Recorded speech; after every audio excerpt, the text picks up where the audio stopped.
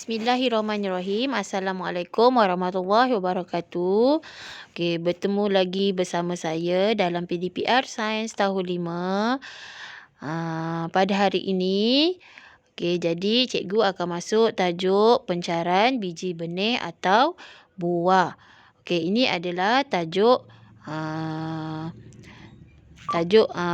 masih lagi tajuk tumbuhan. Okey, murid-murid sudah bersedia, boleh buka buku teks tajuk pencarian biji benih atau buah. Okey. Cikgu harap murid-murid dapat dengar dan fahamkan apa isi kandungan yang saya akan sampaikan pada pembelajaran kali ini. Okey, jom kita lihat. Okey, pencarian biji benih atau buah. Okey, mari kita baca sama-sama. Okey, tumbuhan memencarkan biji benih atau buah melalui pelbagai cara untuk memastikan kemandirian spesiesnya. Mari kita ikuti kisah biji benih pokok keimbung dan induknya untuk mengetahui cara tumbuh-tumbuhan memencarkan biji benih atau buahnya. Okey, di sini kita akan baca satu kisah biji benih di mana biji benih ini menceritakan bagaimana cara dia memastikan kemandirian spesiesnya. Okey. Pop. Okey, ni pokok keimbung Pop. Okey, dia pecahkan anak-anaknya. Okey, ataupun biji benihnya. Di situ kami dipencarkan. Tumbuhlah dengan sihat anakku. Okey, maknanya induk ni memencarkan ataupun memecahkan anak-anak benihnya ke sekitar kawasan induknya dengan cara meletupkan biji benih tersebut. Selamat pagi anakku. Selamat pagi ibu. Okey, jadi induk ni dia lihat biji benih tu telah tersebar dan dia mengucapkan selamat pagi kepada anak-anaknya ataupun benih-benihnya di sekitar kawasan induknya atau ibunya lah. Okey, mari kita tengok sebelah pula. Siapakah mereka? Apakah yang sedang berlaku kepada mereka? Mereka ialah buah angsana. Mereka dipencarkan ke tempat yang lebih jauh dari pokok induknya. Okey, di sini ada beberapa batang pokok angsana. Okey, pokok angsana ini anak benih pokok keimbung ni dia melihat ada biji benih pokok angsana yang jatuh di sekitar kawasan biji benih keimbung ni. Okey, jadi induk keimbung ni dia cakap, ibu keimbung ni lah, biji benih ni lah ibunya ataupun induknya, dia bagi tahu dia dipencarkan sama macam dia tapi dengan cara diterbangkan oleh angin. Okey. Hai, bagaimana kamu dapat dipencarkan ke sini? Saya dipencarkan melalui angin jauh dari pokok induk saya. Okey, jadi di sini dia cakap, bagaimanakah kamu dipencarkan? Okey, tadi biji benih keimbung ni dipencarkan melalui mekanisme letupan. Okey, angsana ni pula dia menceritakan yang dia dipencarkan oleh angin. Okey, dekat sini kita nampak angin. Okey. Jadi kemudian hai buah kelapa, bagaimanakah kamu dipencarkan? Okey, kata anak benih keimbung ni. Oh, saya dipencarkan melalui air. Okey, melalui air. Okey, buah kelapa ni dipencarkan melalui air. Okey. Hai, siapakah kamu? Saya biji benih rambutan. Isi saya sudah dimakan oleh monyet yang kemudiannya memencarkan saya di sini. Apakah yang terlekat pada bulu badan anak itu? Itu ialah biji benih pepulut.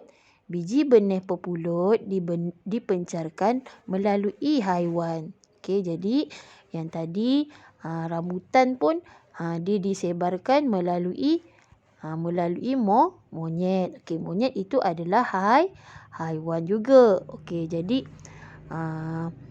yang biji benih pepulut ni pula dipencarkan melalui haiwan juga, iaitu melalui haiwannya apa? Arnab. Okey.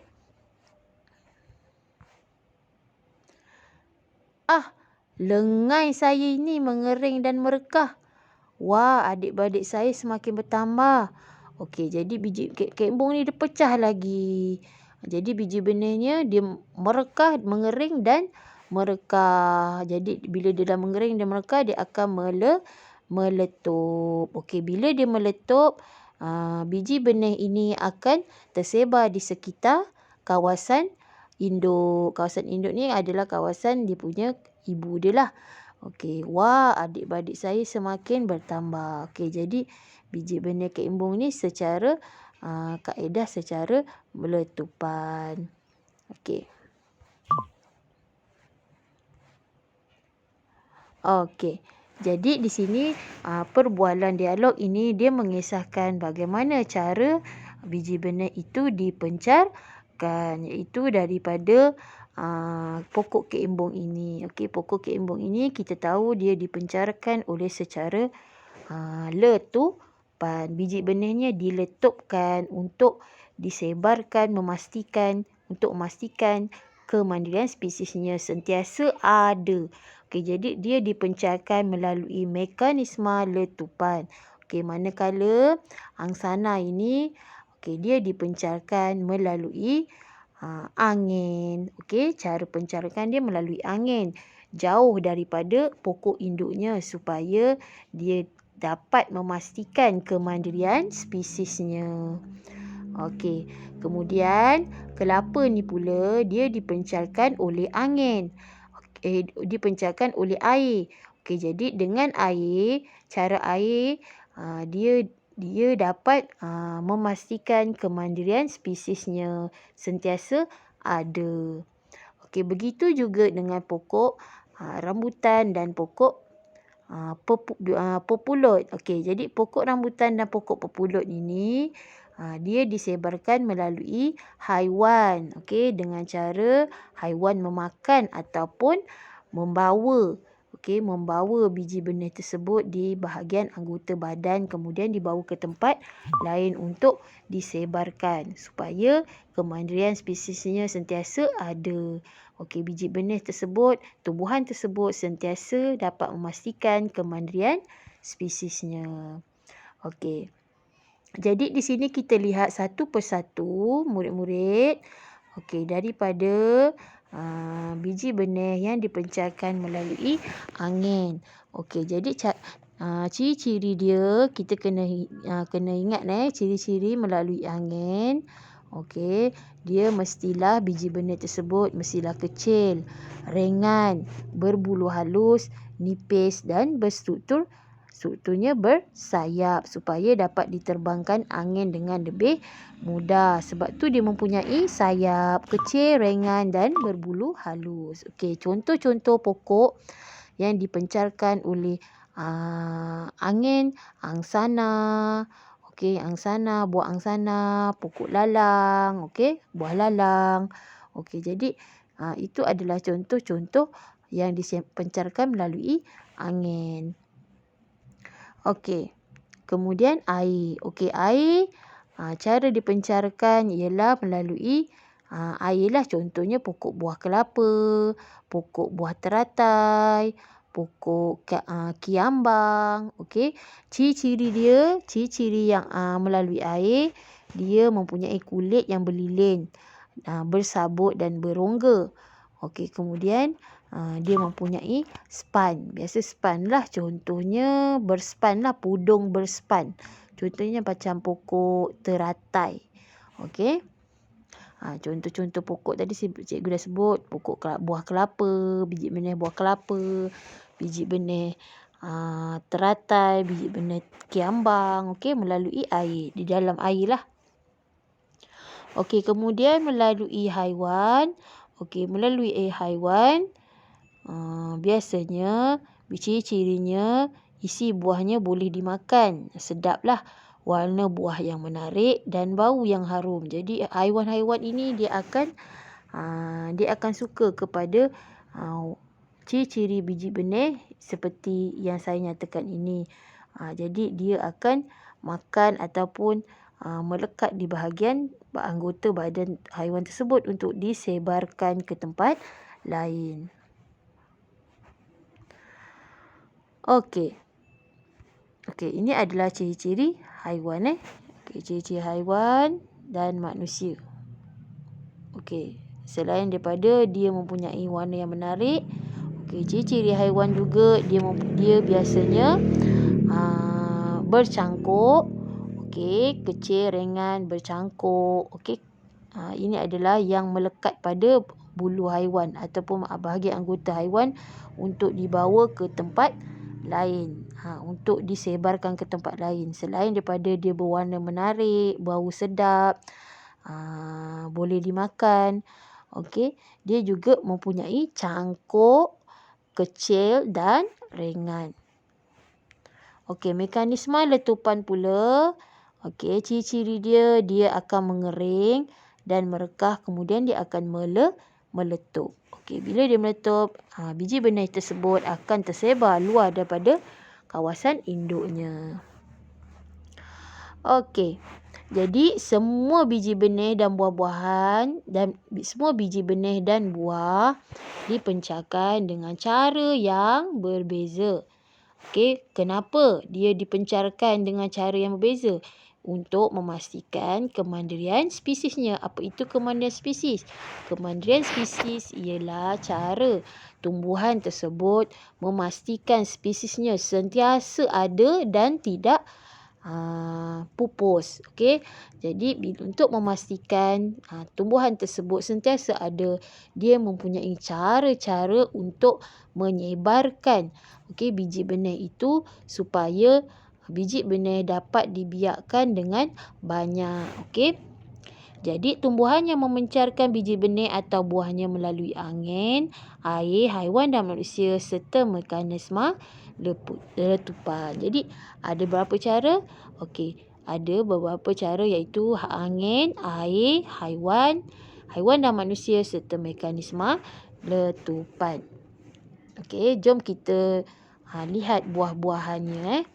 Contohnya kat sini pokok dandelion.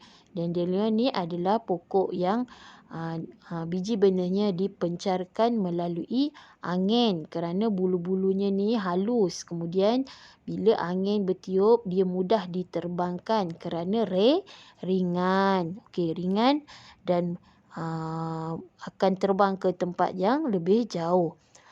Buah nipah. Buah getah. Buah manggis melalui haiwan. Buah getah melalui letupan. Kita tengok bawah ni. Tumbuh-tumbuhan perlu memencarkan biji benih atau buahnya jauh daripada induknya. Apakah cara pencaran yang dapat memencarkan biji benih atau buah paling jauh daripada pokok induk? Mengapa? Jadi apakah cara pencaran? Apakah cara pencaran yang dapat memencarkan biji benih atau buah paling jauh daripada pokok induk? Cara pencaran yang dapat memencarkan biji benih jauh daripada induk. Melalui apa? Angin. Lagi? Mengapa kita pilih angin? Kerana bila angin, biji benih ini akan dibawa oleh angin jauh daripada induk kerana mempunyai ciri-ciri yang ringan. Mudah diterbangkan angin. Jadi itu adalah sebab-sebabnya. Selain daripada itu, haiwan juga boleh membawa biji benih ke kawasan yang lain lebih jauh dengan cara mempunyai ciri-ciri yang ringan, kecil dan bercangkuk. Itu adalah melalui haiwan. Jadi kita tengok cara saya simpulkan semula dan saya terangkan semula cara pencaran biji benih atau buah-buahan. Kita tengok ini adalah cara-caranya. Terdapat 4 cara. Pertama, air. Kedua, angin. Okey, ketiga, haiwan dan manusia. Keempat, mekanisme letupan. Okey, kita lihat satu persatu. Okey, angin. Angin, ciri-ciri dia dipencarkan melalui angin ni, ciri-cirinya mestilah kecil, ringan, berbulu halus, nipis dan mempunyai struktur bersayap. Okay, itu adalah ciri-ciri biji benih yang dipencarkan melalui angin. Okey. Okey, ini adalah contohnya buah angsana. Okey, murid-murid boleh lihat di sekitar keliling rumah masing-masing tumbuhan-tumbuhan bagaimana cara dipencarkan. Selain pada buah angsana ni, ada lagi tumbuh-tumbuhan lain yang dipencarkan melalui angin. Okey, contohnya saya cakap buah lalang, benih lalang. Okey, benih lalang pun di dandelion. Okey, dipencarkan melalui angin. Okey. Okey, dipencarkan melalui air. Okey, ciri-ciri dia mestilah kulit yang berlilin, sabut dan berongga. Satu lagi mempunyai pudung span. Contoh pokok teratai. Okey. Jadi selain kulit yang berlilin ataupun kalis air, dia juga mempunyai sabut dan berongga. Okey, contoh air adalah pokok buah kelapa, pokok kiambang, pokok teratai. Itu adalah pokok-pokok benih yang disebarkan melalui air. Okey, biji benih yang disebarkan oleh air. Okey, kemudian kita tengok mekanisme letupan. Okey, mekanisme letupan ini ciri-ciri dia adalah biasanya dia akan mengering, okey, dan merekah kemudian meletup. Okey, contohnya biji benih pokok keembung. Selain pokok keembung, pokok kekacang, pokok getah, okey, biji getah. Okey, pokok apa-apa pokok yang meletup, pokok bendi. Okey, biji benihnya bila dia kering, dia akan merekah, kemudian dia akan meletup. Okey, buah tersebut dia akan kering. Contoh buah bendi, dia akan kering. Okey, lama-lama dia akan merekah di bahagian hujung buah bendi tu.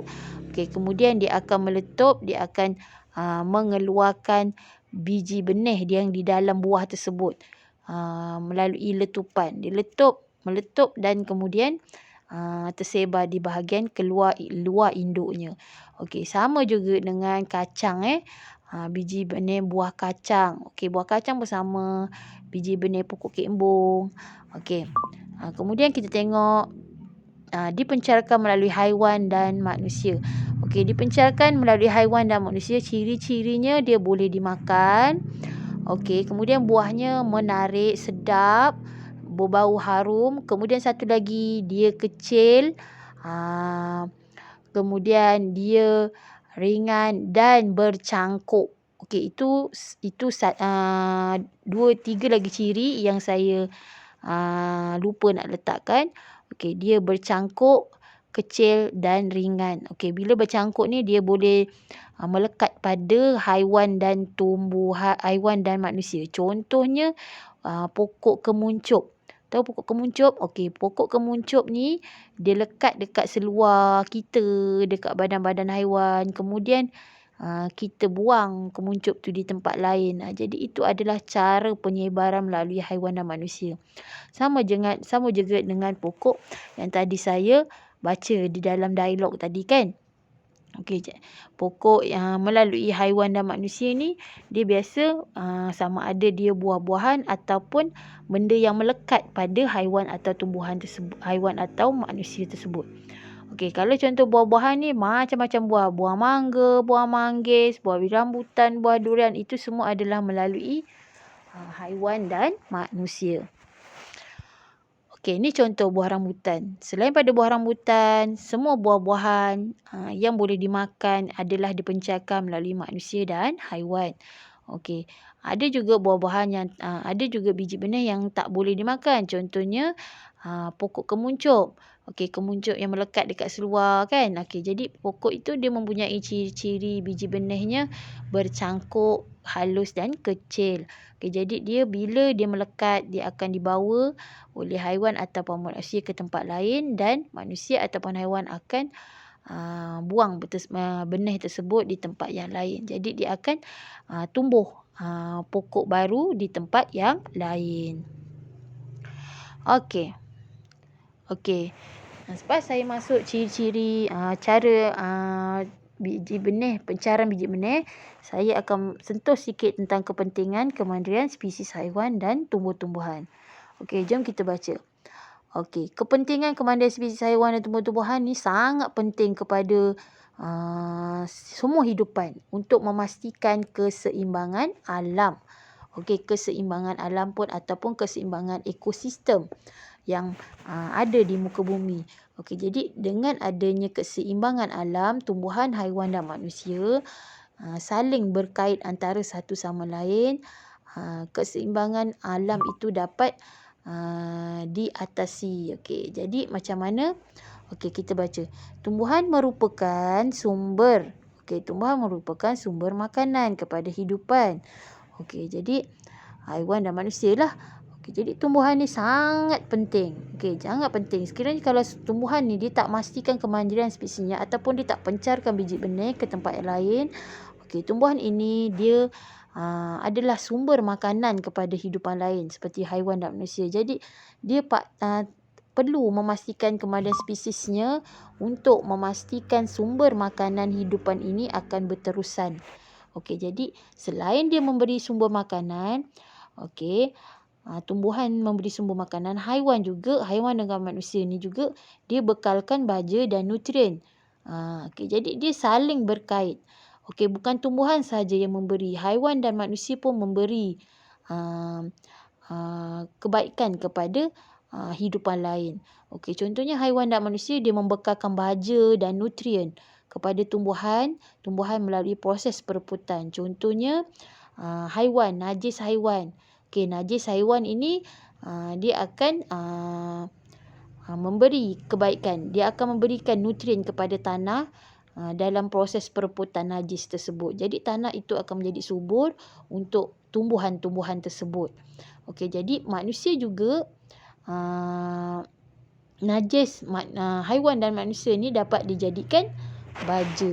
Okey, jadi itu adalah kebaikan ataupun keseimbangan alam yang perlu ada pada tumbuhan, haiwan dan manusia. Jika tumbuhan, haiwan dan manusia ni tidak bekerjasama, okay, dia akan menyebabkan keseimbangan alam itu terganggu ataupun terjejas. Jadi tumbuhan, manusia dan haiwan saling berkait rapat untuk memastikan keseimbangan alam. Okey, kemudian kita tengok kepentingan kemandirian spesies ini. Okey, hidupan seperti haiwan dan manusia menyumbang kepada kemandirian spesies tumbuhan-tumbuhan dengan membantu memencarkan biji benih dan buah tumbuh-tumbuhan. Okey, jadi hidupan seperti haiwan dan manusia ni dia menyumbang juga kepada kemandirian spesies. Maknanya dia membantu juga tumbuhan ini memencarkan biji benih. Okey, dengan cara melalui haiwan dan manusia. Okey, jadi dia membantu memencarkan biji benih dengan mempunyai ciri-ciri yang tadi saya sebutkan. Contohnya haiwan tersebut makan buah tersebut dan dia bantu tumbuhan tersebut memencarkan biji benih dengan melalui haiwan dan manusia. Okey, kemudian haiwan membina sarang daripada tumbuh-tumbuhan untuk mendapatkan perlindungan. Tumbuh-tumbuhan juga membekalkan oksigen kepada hidupan lain ketika proses fotosintesis. Okey, jadi haiwan ni dia membina, selain pada itu haiwan ni dia membina sarang daripada tumbuh-tumbuhan. Jadi kalau tak ada pokok, tak ada tumbuh-tumbuhan, haiwan ni dia tak boleh nak membuat sarang ataupun membuat tempat tinggal dia. Okey, jadi pokok ni sangat penting untuk dia membuat sarang lah, membuat tempat tinggal lah, membina sarang. Tumbuhan ni sangat penting. Okey, selain dia membantu menjadikan tempat perlindungan haiwan, Okey, tumbuhan juga dia bekerjasama membekalkan oksigen kepada hidupan. Dia bekalkan oksigen. Kalau tumbuhan tak ada, dia tak dapat nak bekalkan oksigen kerana tumbuhan ni dia menjalankan proses fotosintesis yang kita dah belajar tahun 4 dengan cara apabila dia menjalankan proses fotosintesis iaitu membuat makanannya sendiri, dia akan membebaskan oksigen. Okey, dia akan membebaskan oksigen dan kanji. Okey, jadi oksigen itu adalah gas yang digunakan untuk tumbuhan dan haiwan dan manusia untuk terus hidup. Jadi gas mula jadi yang diperlukan oleh manusia dan haiwan. Okey, jadi tumbuhan ni sangat penting untuk membekalkan oksigen. Jadi kita tengok kat sini, interaksi antara hidupan mengekalkan keseimbangan alam. Apakah yang berlaku sekiranya tumbuhan-tumbuhan tidak mampu memastikan kemandirian spesiesnya? Okey, kalau tumbuh-tumbuhan tidak mampu untuk memastikan kemandirian spesiesnya, kemungkinan ekosistem atau keseimbangan alam akan terganggu dan terjejas. Jadi interaksi hidupan ni sangat penting untuk keseimbangan alam. Okey, kita tengok kepentingan kemandirian spesies haiwan dan tumbuhan. Okey, saya simpulkan yang tadi saya terangkan. Pertama, tumbuhan merupakan sumber makanan. Okey, kedua, haiwan dan tumbuhan membekalkan nutrien dan baja dalam proses perebutan najis. Okey, ketiga, tumbuhan sebagai pelindung. Okey, tempat perlindungan haiwan untuk membina sarang. Okey, keempat, tumbuhan membekalkan oksigen kepada haiwan dan manusia dalam proses fotosintesis. Dan yang kelima, tumbuhan, haiwan dan manusia membantu memencarkan biji benih dan buah. Okey, maknanya haiwan dan manusia ni dia membantu memencarkan biji benih dan buah. Jadi keseimbangan alam dalam memastikan kemandirian spesies ini sangat penting untuk memastikan keseimbangan alam ataupun keseimbangan ekosistem. Okey, jadi tumbuhan, manusia dan haiwan saling berkait rapat untuk memastikan kemandirian spesies. Okey. Okey, jadi cikgu rasa itu saja untuk hari ini. Okey, selepas ini cikgu nak murid-murid buatlah nota. Saya akan berikan nota. Nota tersebut saya akan berikan, saya minta murid tulis dalam bentuk peta minda, ataupun peta aiting, peta awan.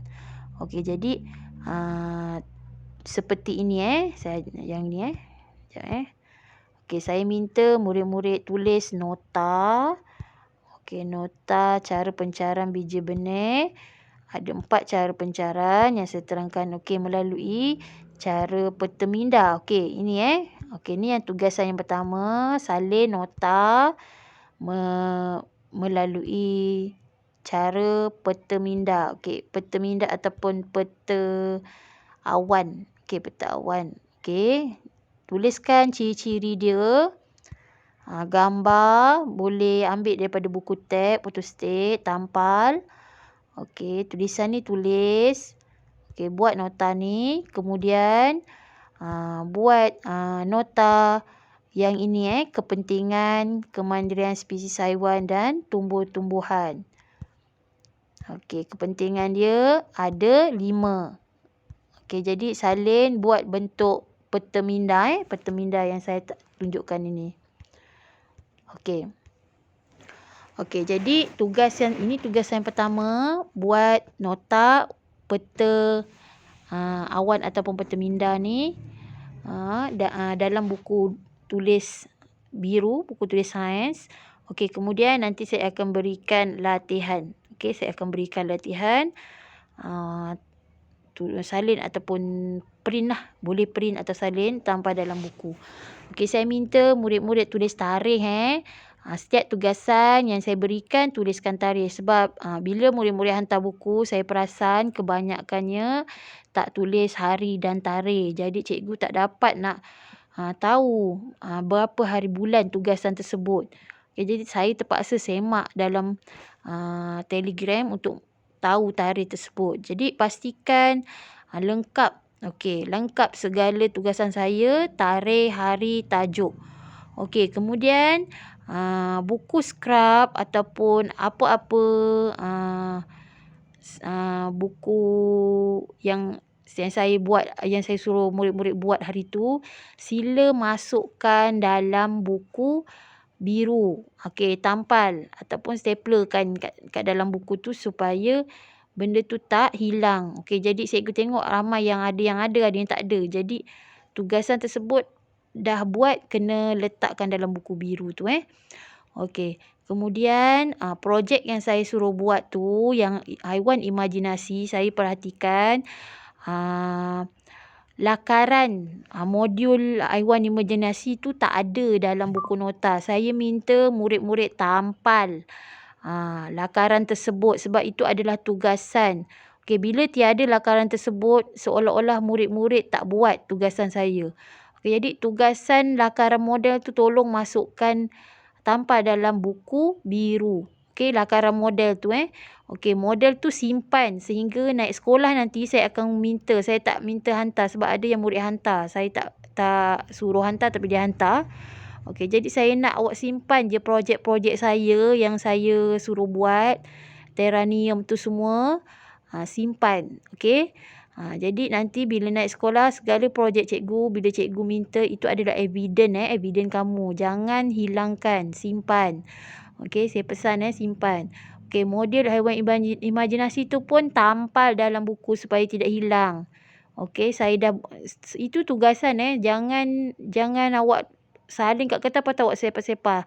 Segala tugasan saya hanya guna satu buku saja. Jadi tampal segala tugasan saya dalam buku tersebut. Okey, kalau dah habis, beli buku baru, lekatkan di belakang dia. Okey, cikgu harap murid-murid faham tugasan saya. Sebab saya tengok kebanyakan yang haiwan imajinasi tu ramai yang tak ada. Modul yang saya suruh lukis lakaran tu. Okey, kena ada. Sebab itu adalah topik yang kita dah ajar. Nanti sia-sia je saya ajar tapi benda tu tak ada. Okey. Jadi pastikan buku tulis tu lengkap dengan tugasan daripada saya mula PDPR sampailah sekarang ni mesti lengkap. Okey. Okey, jadi itu sahaja. Okey, nanti saya akan bagi, saya nak awak buat nota, saya akan bagi. Kemudian buat latihan yang saya berikan. Okey, itu sahaja. Kita jumpa lagi pada hari lain, minggu lain. Sekian, terima kasih. Assalamualaikum warahmatullahi wabarakatuh.